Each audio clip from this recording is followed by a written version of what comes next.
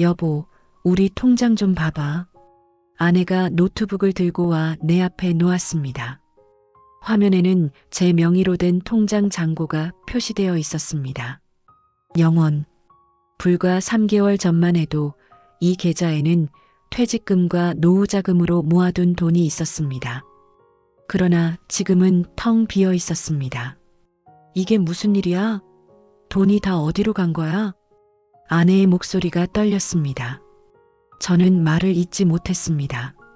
어떻게 설명해야 할지 몰랐기 때문입니다. 20년 넘게 다니던 회사를 나오면서 받은 퇴직금과 그동안 모아둔 노후자금이 모두 사라졌다는 사실을 어떻게 말해야 할까요? 여보, 말 좀 해봐. 무슨 일이 있었던 거야? 아내의 다그침에 저는 깊은 한숨을 내쉬었습니다. 이제는 더 이상 숨길 수 없었습니다. 코인에 투자했어. 뭐라고? 퇴직금을 코인에 투자했어. 아내의 얼굴이 순식간에 창백해졌습니다. 그녀는 믿을 수 없다는 표정으로 저를 바라보았습니다. 당신이 코인이라고? 늘 안정적인 투자만 고집하던 사람이? 저는 고개를 떨구었습니다. 맞습니다. 저는 항상 안정적인 투자만을 고집했던 사람이었습니다. 주식도 우량주만 골라서 장기 투자했고 펀드도 원금 보장형만 선택했습니다. 그런 제가 어떻게 코인이라는 불확실한 투자에 모든 돈을 쏟아부었을까요? 모든 것은 퇴직을 앞두고 있던 6개월 전으로 거슬러 올라갑니다. 회사에서 오랫동안 함께 일했던 동료 김 부장의 연락을 받았습니다. 그는 이미 1년 전에 회사를 퇴직하고 투자 사업을 하고 있다고 했습니다. 자네, 퇴직하면 뭐 할 계획인가? 아직 구체적인 계획은 없어. 아마 잠시 쉬다가 재취업을 알아볼 생각이야. 재취업? 우리 나이에? 쉽지 않을 텐데. 김 부장의 말에 저는 깊은 한숨을 내쉬었습니다. 맞습니다. 우리 나이에 재취업은 쉽지 않습니다. 50대 중반의 나이, 요즘 젊은 사람들도 취업하기 힘든 시대에 제가 과연 다시 일자리를 구할 수 있을까요? 그래서 내가 자네에게 좋은 제안이 있어. 코인 투자 어떤가? 나도 퇴직금으로 시작했는데 지난 1년 동안 원금의 3배 이상 수익을 냈어. 김 부장은 자신의 투자 수익률을 보여주었습니다. 놀라운 수치였습니다. 원금의 3배라니 그것도 1년 만에요. 은행에 돈을 넣어두면 1년에 고작 2%도 안 되는 이자를 받는데 이렇게 큰 수익을 낼 수 있다니 너무나 매력적으로 느껴졌습니다. 하지만 코인은 위험하지 않나? 가격이 너무 변동성이 크다고 들었는데. 그건 예전 얘기야. 요즘은 기관 투자자들도 많이 들어오고 시장이 안정화되고 있어. 게다가 나는 전문가들의 조언을 받고 있어서 어떤 코인에 언제 투자해야 하는지 정보를 얻고 있지. 김 부장은 자신이 가입한 투자 커뮤니티를 소개해 주었습니다. 그곳에서는 코인 시장 전문가들이 매일 투자 정보를 공유한다고 했습니다. 저는 호기심에 그 커뮤니티에 가입했습니다. 처음에는 그저 정보를 얻기 위한 목적이었습니다. 커뮤니티에 가입한 후 저는 매일 다양한 코인에 대한 분석 자료와 투자 전략을 접했습니다. 처음에는 이해하기 어려웠지만 점차 코인 시장에 대한 지식이 쌓이기 시작했습니다. 그리고 무엇보다 놀라웠던 것은 커뮤니티 회원들의 수익률이었습니다. 대부분의 회원들이 100% 이상의 수익을 내고 있었고 일부는 1000%가 넘는 수익을 자랑하기도 했습니다. 이렇게 높은 수익률이 가능한 건가? 저는 의심했습니다. 하지만 회원들이 올리는 수익 인증 스크린샷을 보며 점점 그 의심이 희미해졌습니다. 퇴직을 2달 앞둔 시점에서 저는 큰 결심을 했습니다. 퇴직금의 일부를 코인에 투자해 보기로 한 것입니다. 처음에는 작은 금액으로 시작했습니다. 500만 원 정도를 투자했는데 놀랍게도 일주일 만에 700만 원이 되었습니다. 20%가 넘는 수익률이었습니다.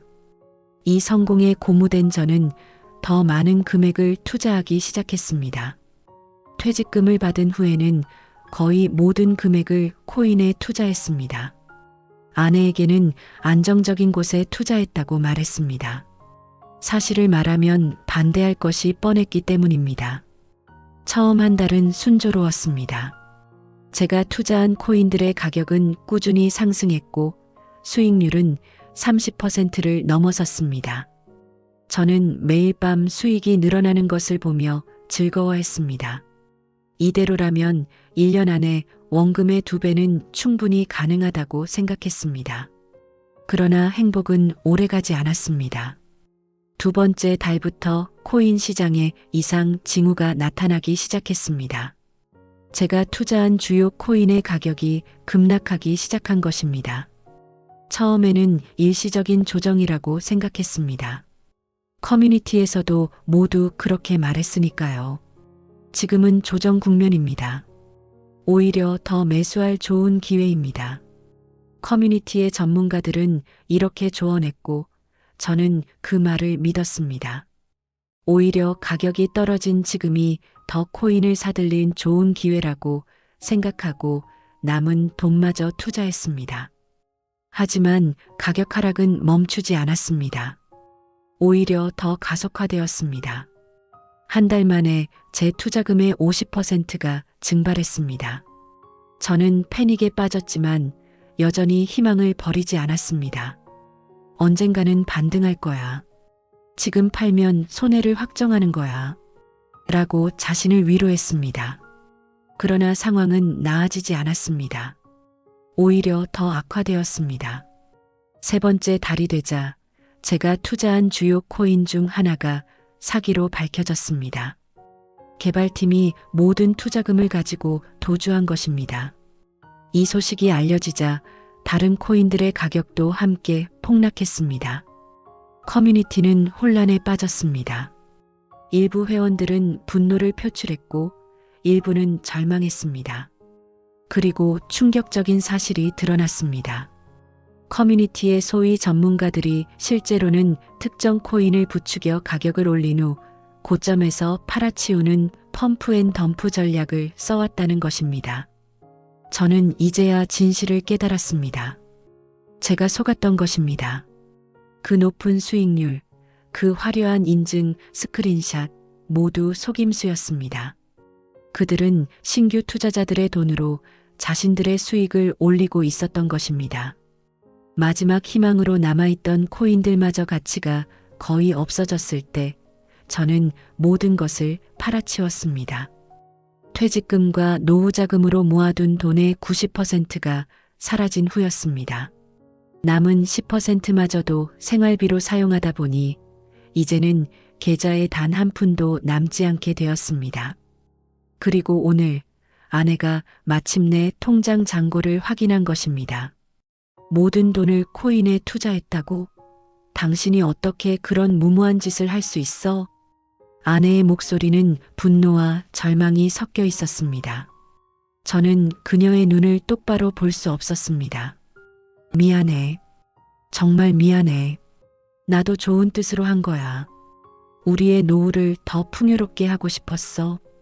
그런 식으로 전문가도 아닌 당신이 코인 같은 걸 가지고 도박을 한 거잖아.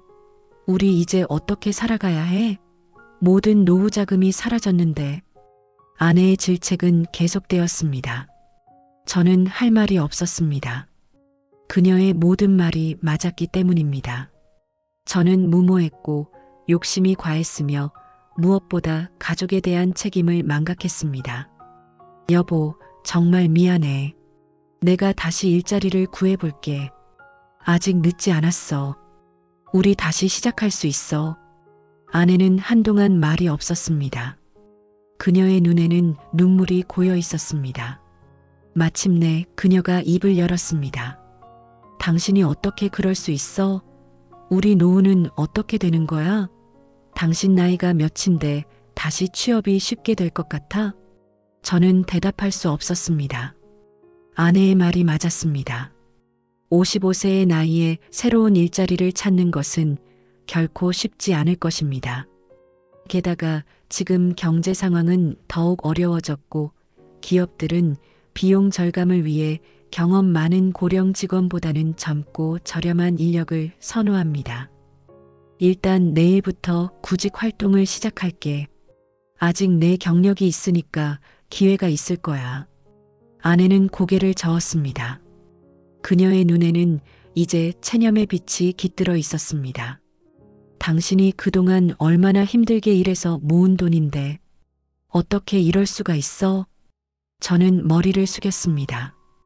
20년 넘게 회사에 충성했고 매일 아침 일찍 출근해 밤늦게 퇴근하며 가족을 위해 헌신했습니다. 주말에도 종종 출근했고 휴가도 제대로 쓰지 못했습니다. 그렇게 열심히 일해서 모은 돈을 어떻게 이렇게 쉽게 날려버릴 수 있었을까요? 그날 밤 아내는 별실에서 혼자 잤습니다. 저는 침대에 누워 천장을 바라보며 밤을 지새웠습니다. 어떻게 이 상황을 타개해 나갈 수 있을지, 앞으로 우리 부부가 어떻게 살아가야 할지 고민했습니다.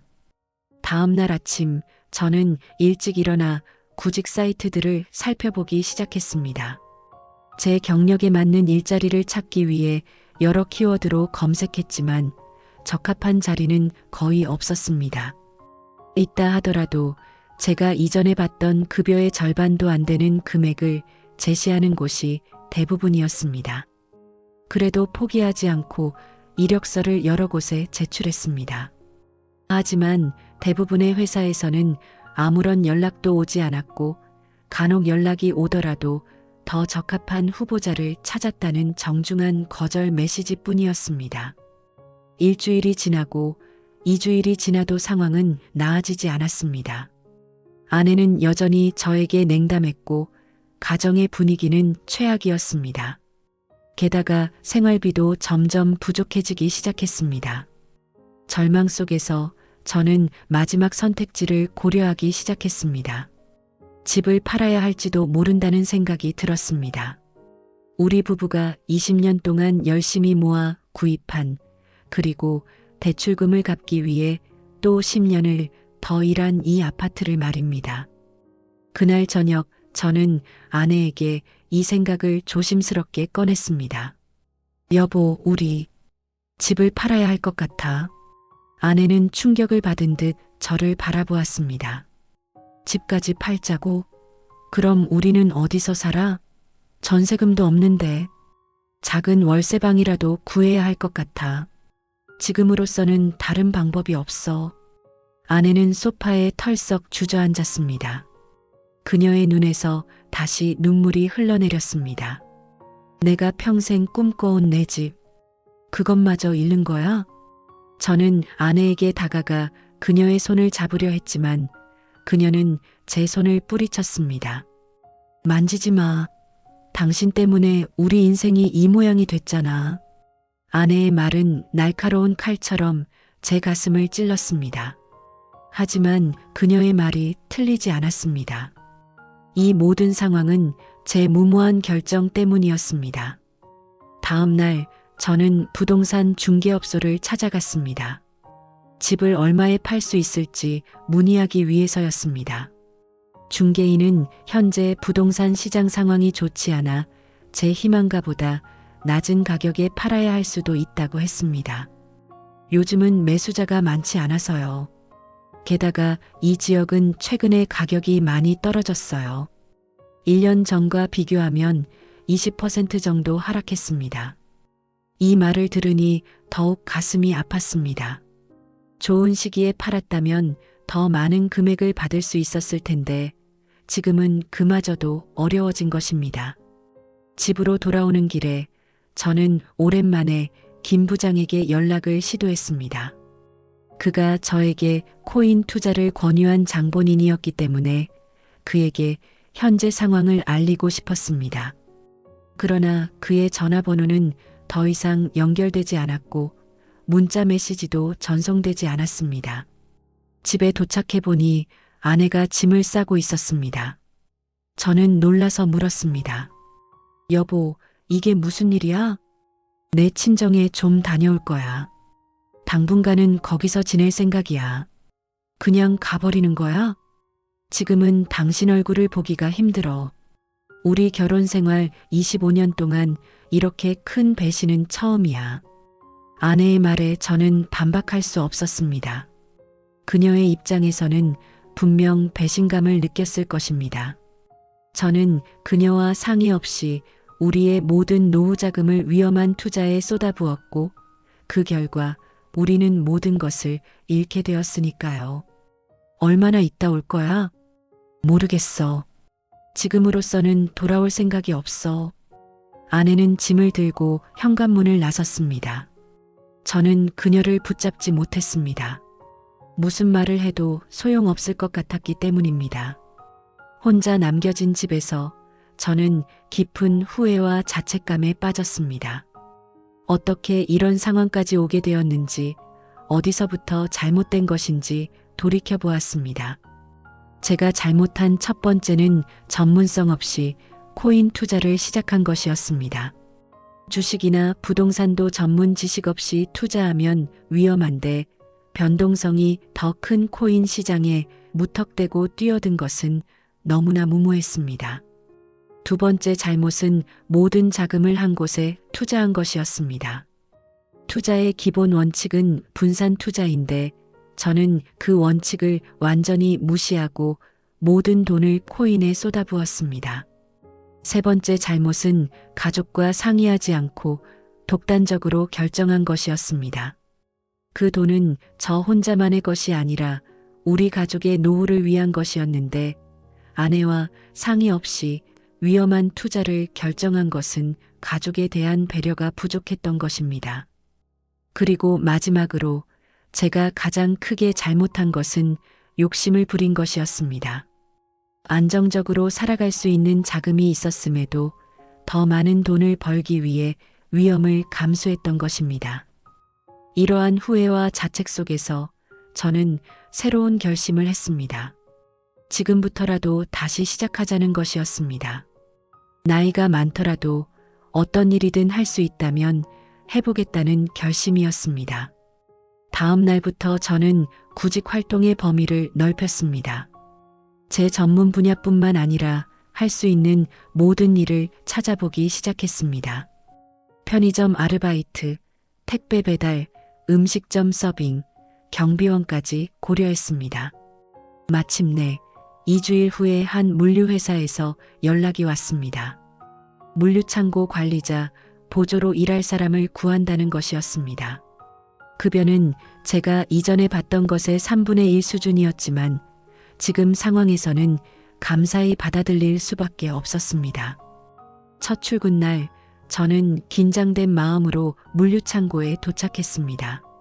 그곳에서 저는 여러 젊은 직원들과 함께 일하게 되었습니다. 대부분이 저보다 20살 이상 어린 친구들이었습니다. 처음에는 적응하기 어려웠습니다. 물건을 나르고 정리하는 육체적인 일은 체력적으로 부담이 컸고 젊은 직원들과의 소통도 쉽지 않았습니다. 그들은 저를 아저씨라고 불렀고 때로는 제가 일을 느리게 한다고 불만을 표시하기도 했습니다. 하지만 저는 포기하지 않았습니다. 매일 더 열심히 일했고 젊은 직원들에게 배울 점이 있으면 겸손하게 배웠습니다. 시간이 지나면서 점차 업무에 익숙해졌고 동료들과의 관계도 개선되기 시작했습니다. 한 달이 지난 후 저는 첫 월급을 받았습니다. 적은 금액이었지만 제 노력으로 번 돈이라 더욱 소중하게 느껴졌습니다. 저는 그 돈의 절반을 아내에게 보내기로 했습니다. 비록 그녀가 저를 떠났지만 여전히 제 책임은 계속되어야 한다고 생각했기 때문입니다. 아내에게 돈을 보내면서 저는 짧은 편지도 함께 보냈습니다. 여보, 첫 월급을 받았어. 많지 않지만 앞으로도 계속 보낼게. 정말 미안해. 언젠가 용서해 줄 수 있기를 바라. 그로부터 일주일 후 아내에게서 문자 메시지가 왔습니다. 돈 잘 받았어. 요즘 어떻게 지내? 짧은 메시지였지만 저에게는 큰 위로가 되었습니다. 적어도 아내가 저를 완전히 외면하지는 않았다는 의미였으니까요. 그렇게 3개월이 지났습니다. 저는 물류창고에서 열심히 일했고 매달 월급의 절반을 아내에게 보냈습니다. 아내와는 가끔 문자 메시지로 소통했지만 아직 만나지는 못했습니다. 그러던 어느 날 예상치 못한 소식을 들었습니다. 김 부장이 구속되었다는 것이었습니다. 그가 운영하던 코인 투자 커뮤니티가 사실은 폰지 사기였으며 많은 피해자가 발생했다는 뉴스였습니다. 저는 즉시 경찰서를 찾아갔습니다. 저 역시 피해자 중 한 명이었기 때문입니다. 경찰서에서 저는 많은 피해자들을 만났습니다. 그들 대부분이 저처럼 퇴직금이나 노후자금을 잃은 중년들이었습니다. 경찰에 따르면 김 부장을 포함한 몇몇 사기꾼들이 조직적으로 피해자들을 유인해 투자금을 가로챘다고 합니다. 그들은 초기 투자자들에게는 실제로 높은 수익을 보여주며 다른 피해자들을 끌어들였고 충분한 자금이 모이자 대부분의 돈을 가지고 해외로 도주했다고 합니다. 다행히 국제 공조를 통해 검거되었지만 피해 금액의 상당 부분은 이미 소비되거나 다른 계좌로 분산되어 회수가 어려운 상황이라고 했습니다. 경찰서에서 피해 신고를 하고 진술을 마친 후 저는 무거운 마음으로 집으로 돌아왔습니다. 비록 김 부장이 잡혔다는 소식은 다행이었지만 잃어버린 돈을 모두 돌려받기는 어려울 것이라는 현실이 저를 더욱 슬프게 했습니다. 그날 저녁 저는 아내에게 이 소식을 알리는 문자를 보냈습니다. 그리고 얼마 후 예상치 못하게 아내에게서 전화가 왔습니다. 뉴스에서 봤어. 많은 사람들이 피해를 입었다면서. 당신도 그중 하나였군요. 응, 그래. 하지만 돈을 모두 돌려받긴 어려울 것 같아. 전화 너머로 아내의 한숨소리가 들렸습니다. 돈을 돌려받든 못 받든 이미 우리 삶은 많이 바뀌었어. 저는 침묵했습니다. 아내의 말이 맞았습니다. 이 사건으로 우리의 삶은 완전히 바뀌었고 앞으로도 원래대로 돌아가기는 어려울 것입니다. 이번 주말에 시간 있어? 좀 만나서 이야기하고 싶은데. 아내의 말에 저는 놀랐습니다. 3개월 만에 처음으로 아내가 먼저 만남을 제안한 것입니다. 당연히 시간 있지. 언제 어디서 만날까? 토요일 오후 3시 우리가 처음 만났던 카페에서 만나자. 주말이 되자 저는 긴장된 마음으로 카페에 도착했습니다. 그곳에는 이미 아내가 와서 기다리고 있었습니다. 3개월 만에 보는 아내의 모습은 조금 야위어 보였지만 여전히 아름다웠습니다. 오랜만이네요. 아내는 담담하게 말했습니다. 저는 그녀 앞에 앉으며 고개를 숙였습니다. 그동안 잘 지냈어? 그럭저럭이요. 친정 부모님이 많이 도와주셔서 큰 불편 없이 지냈어요. 잠시 어색한 침묵이 흘렀습니다. 저는 용기를 내어 말을 꺼냈습니다. 정말 미안해. 내가 너무 무모했어. 아내는 한숨을 내쉬었습니다.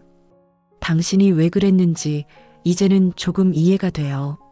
퇴직 후의 불안감, 재취업의 어려움. 그런 상황에서 빠른 수익을 약속하는 투자는 매력적으로 보였겠죠. 그래도 그건 변명이 될 수 없어.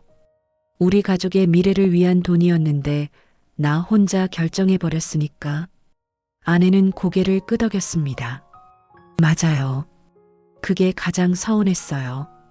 우리 부부인데 그런 중요한 결정을 상의도 없이 한 거요. 앞으로는 절대 그러지 않을게. 만약 우리가 다시 함께할 수 있다면. 아내는 잠시 생각에 잠기더니 말했습니다. 당장 예전처럼 돌아가긴 어려울 것 같아요. 하지만 조금씩 다시 시작해보는 건 어떨까요? 저는 놀라움과 기쁨을 감추지 못했습니다. 정말? 그럼 집으로 돌아올 생각이 있는 거야? 천천히요. 먼저는 주말에만 집에 가보는 것부터 시작하고 싶어요. 그동안 당신이 보내준 돈도 모두 모아뒀어요. 우리 함께 다시 시작할 자금으로요. 저는 감격해서 아내의 손을 잡았습니다. 이번에는 그녀가 손을 빼지 않았습니다. 고마워, 정말 고마워. 내가 열심히 일해서 우리 다시 일어설 수 있게 할게. 아내는 미소를 지었습니다. 그것은 3개월 만에 처음 보는 그녀의 미소였습니다. 나도 일을 구했어요. 동네 어린이집에서 급식 선생님으로요. 급여는 많지 않지만 우리 함께 노력하면 다시 일어설 수 있을 거예요. 그날 이후 우리 부부는 천천히 다시 함께하는 시간을 늘려갔습니다. 처음에는 주말에만 만났지만 점차 아내가 집으로 돌아오기 시작했습니다. 물론 모든 것이 예전 같지는 않았습니다. 이전에는 넓은 아파트에 살았지만 지금은 훨씬 작은 월세집으로 이사했습니다. 이전에는 여유 있게 외식도 하고 취미 생활도 즐겼지만 지금은 매우 절약하며 살아가고 있습니다. 하지만 우리는 함께 노력했습니다. 저는 물류창고에서 더 열심히 일했고 아내도 어린이집에서 성실하게 일했습니다. 우리 둘의 급여를 합해도 제가 예전에 받던 급여의 절반에 미치지 못했지만 우리는 감사한 마음으로 생활했습니다. 1년이 지난 후 저는 물류창고에서 책임자로 승진했습니다. 제 성실함과 경험이 인정받은 것입니다. 급여도 조금 올랐고 업무 환경도 개선되었습니다. 아내 역시 어린이집에서 주방장으로 승진했습니다. 우리는 매달 조금씩 저축을 하기 시작했습니다. 비록 소액이었지만 꾸준히 모으다 보면 언젠가는 다시 안정된 노후를 준비할 수 있을 것이라 믿었습니다. 그리고 2년이 지난 후 예상치 못한 소식이 들려왔습니다.